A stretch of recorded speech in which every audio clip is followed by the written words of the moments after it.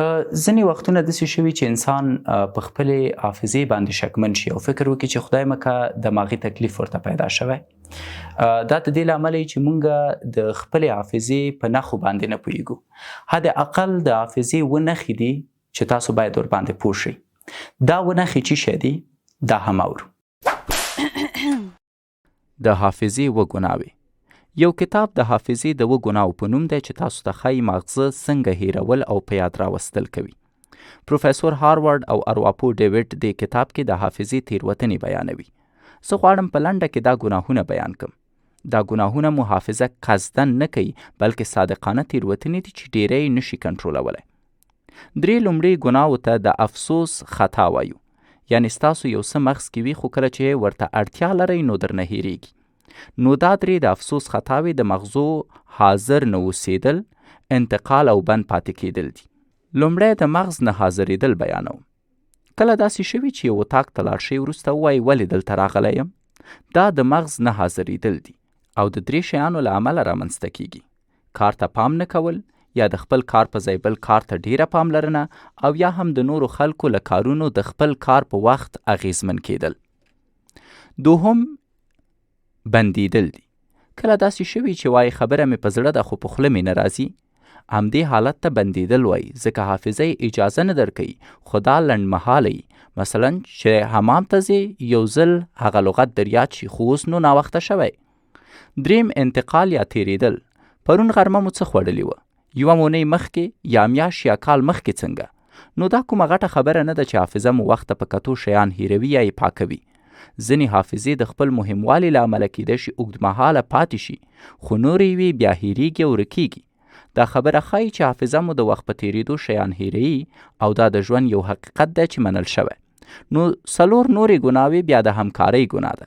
یعنې د حافظې معلومات شته مګر هغه معلومات دي چې ورسره غلط معلومات هم یوځای شوي.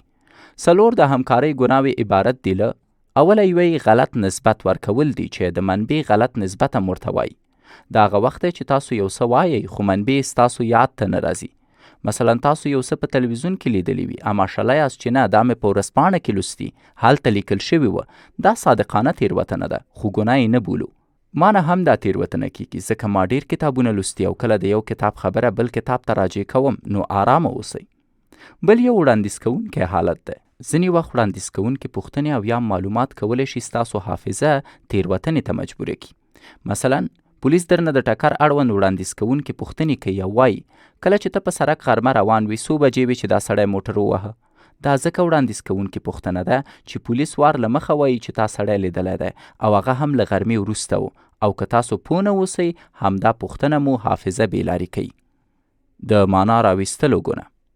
انسان د هر شي نه خپل علمیت ته په کتو هڅه کوي یوه معنا واخلي.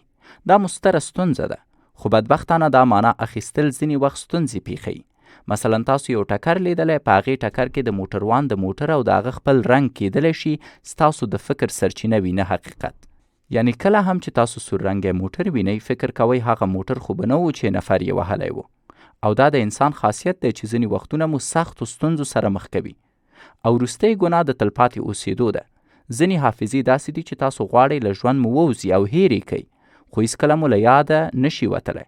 او ډیری وخت داسې کیږي چې دا یادونه پرته له دې چې تاسو ورته آماده اوسئ د یو شي په لیدو سره کاملا راتازه شي، او یا هم پرته له دلیل مو یاد ته راشي. همدې ته تلپاتې حالت وایي. ډیری خلک شته چې غواړي له داسې یادونو وتښتي خو تل یې بیرته یاد ته راځي چې ځینو حالاتو کې رواني اختلال هم پیدا کولی شي. خانو مونږ په مختلفو مسایلو باندې بحث وکړی، د حافظې په ایرور باندې مو خبرې وکړي، د دې ترڅنګ چنکینګ سیستم باندې مو خبرې وکړي، نیلسن منډیلا تیوري باندې مو خبرې وکړي، د حافظې اووه ایرورو باندې وغږېدو. راځئ په پای کې یوه خلاصه مو واورو. د دې خلاصې نه وروسته نو بیا دا ویډیو هم پای ته رسیږي. تر بیا مو الله امان، خدای پامان. د حافظې اووه ګناوې. یو کتاب د حافظې د اووه ګناو په نوم دی چې تاسو ته ښایي ماغزه څنګه هیرول او په یاد راوستل کوي. پروفیسور هاروارد او ارواپو ډیوډ دې کتاب کې د حافظې تیروتنې بیانوي. زه غواړم په لنډه کې دا ګناهونه بیان کړم. دا ګناهونه مو حافظه قصدن نه کوي بلکې صادقانه تیروتنې دي چې ډیری یې نشي کنټرولولی. درې لومړۍ ګناو ته د افسوس خطا وایو. یعنی ستاسو یو څه مغز کې وي خو کله چې ورته اړتیا لرئ نو درنه هیریږي. نو دا درې د افسوس خطاوې د مغزو حاضر نه اوسېدل، انتقال او بند پاتې کېدل دي. لومړی د مغز نه حاضرېدل بیانوم. کله داسې شوي چې یو اتاق ته لاړ شئ وروسته ووایي ولې دلته راغلی یم؟ دا د مغز نه حاضرېدل دي او د درې شیانو له امله رامنځته کیږي: کار ته پام نه کول، یا د خپل کار په ځای بل کار ته ډیره پاملرنه، او یا هم د نورو خلکو له کارونو د خپل کار په وخت اغیزمن کېدل. دوهم بندیدل دي.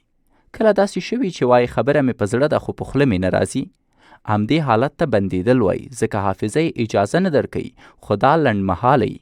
مثلا چې حمام ته ځې یو ځل هغه لغت در یاد شي خو اوس نو ناوخته شوی. دریم انتقال یا تیریدل.